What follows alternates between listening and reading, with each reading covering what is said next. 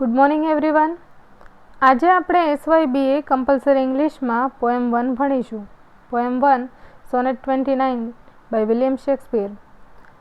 William શેક્સપિયરનો જન્મ 1564 અને મૃત્યુ 1616માં થયું. વિલિયમ શેક્સપિયર આ સોનેટમાં શરૂઆતમાં ખૂબ દુઃખી હોય છે, પણ પછી એ કહે છે કે મને જ્યારે એક વ્યક્તિની યાદ આવે છે તો મારો મૂડ તરત જ સારો થઈ જાય છે. હવે આ પોએમને લાઇન ટુ લાઇન ભણીએ. When in disgrace with fortune and men's eyes, disgrace એટલે બદનામી, fortune એટલે નસીબ, men's eyes એટલે માણસની આંખ. જ્યારે હું નિરાશ કે દુઃખી થઈ જાઉં છું એ વિચારી કે મારી પાસે પૈસા નથી, હું લોકોની નજરોમાં પડી ગયેલો છું, લોકો મારી ઇજ્જત નથી કરતા. I all alone beweep my outcast state. Alone એટલે એકલું, beweep એટલે રડવું, આઉટકાસ્ટ એટલે ઘર બહાર હોવું. જ્યારે મને આ વાતનો વિચાર આવે છે ત્યારે હું એકલો બેઠી રડું છું, મારી કિસ્મતને રડું છું. એવું લાગે છે કે હું આ સમાજનો હિસ્સો જ નથી, હું સમાજથી બહાર છું. And trouble deep heaven with my bootless cries.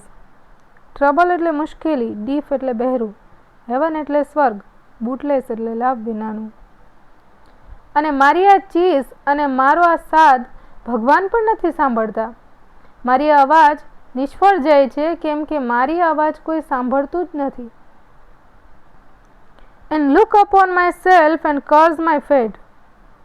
Look એટલે જોવું, માય સેલ્ફ એટલે મારી જાત, કર્સ એટલે શ્રાપ, ફેટ એટલે ભાગ્ય.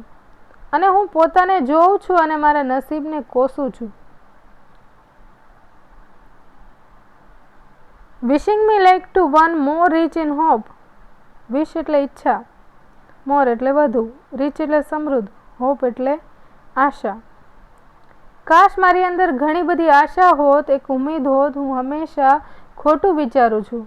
કાશ મારી અંદર પોઝિટિવિટી એટલે કે હકારાત્મકતા આવી જાય, કંઈક એવું થઈ જાય કે હું મારા ભવિષ્યને સારી રીતે જોઉં. હું હંમેશા આવનારા સમય માટે ખરાબ વિચારું છું. Featured like him with friends processed. Featured એટલે વિશિષ્ટતા, like him એટલે તેમના જેવું, friends એટલે મિત્રો, possessed એટલે ધરાવવું. અને કાશ મારી પાસે ઘણા બધા મિત્રો હોત. Desiring this man's art and that man's scope. Desire એટલે ઈચ્છા, man's art એટલે માણસની કલા, scope એટલે અવકાશ.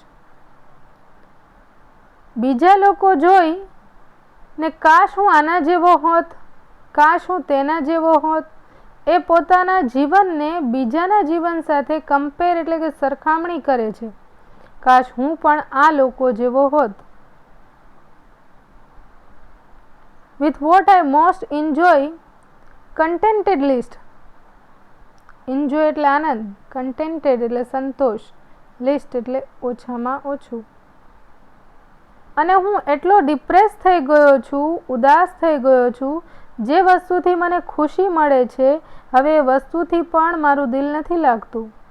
ફોર એક્ઝામ્પલ, માની લો કે શેક્સપિયરને રાઇટિંગમાં દિલચસ્પી છે તો એ એટલા બધા ઉદાસ છે કે એમને રાઇટિંગમાં પણ મન નથી લાગતું.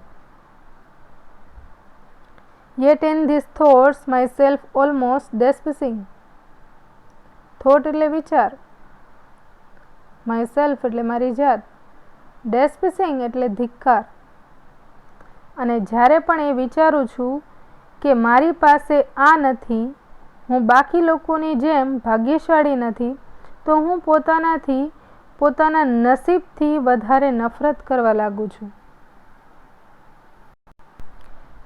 વિદ્યાર્થી મિત્રો, અહીંયા સુધી કવિ છે એ ખૂબ જ દુઃખી હોય છે, ઉદાસ હોય છે, અને હવે કવિની લાઈફમાં કંઈક ચેન્જ આવે છે. તો આગળ જોઈએ. Happily I think on thee and then my state. Happily એટલે સંજોગો વશાત, thee એટલે તમારું, સ્ટેટ એટલે રાજ્ય.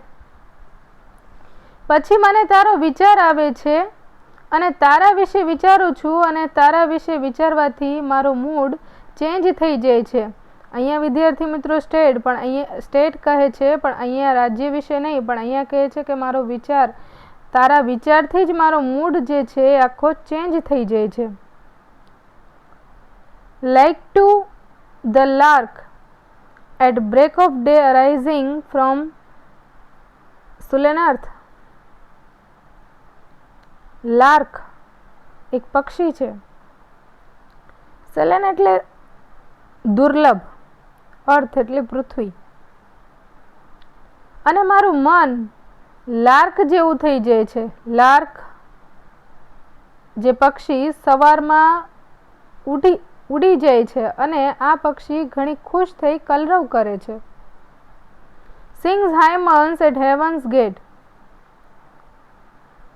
હાયમન્સ એટલે કે ભજન, હેવન્સ એટલે કે સ્વર્ગ અને ગેટ એટલે દરવાજો. સ્વર્ગના દરવાજા પર કલરવ કરે છે, ગીતો ગાય છે. For thy sweet love remembered such wealth brings, that then I scorn to change my state with kings. thy એટલે તારા, sweet એટલે મીઠા, love એટલે પ્રેમ, remembered એટલે કે યાદ આવવું, wealth એટલે સંપત્તિ, brings એટલે લાવવું. સ્ટેટ એટલે રાજ્ય, કિંગ એટલે રાજા. અને જ્યારે મને તારી યાદ આવે છે ત્યારે મારી પાસે એવી સમૃદ્ધિ આવે છે કે હું રાજા બનવા માટે પણ ના પાડી દઉં. તારા વિશે વિચારી મને ઘણી ખુશી થાય છે અને મારા બધા દુઃખ ભૂલી જાઉં છું. તો અહીંયા વિદ્યાર્થી મિત્રો પોયમ છે પૂરી થાય છે.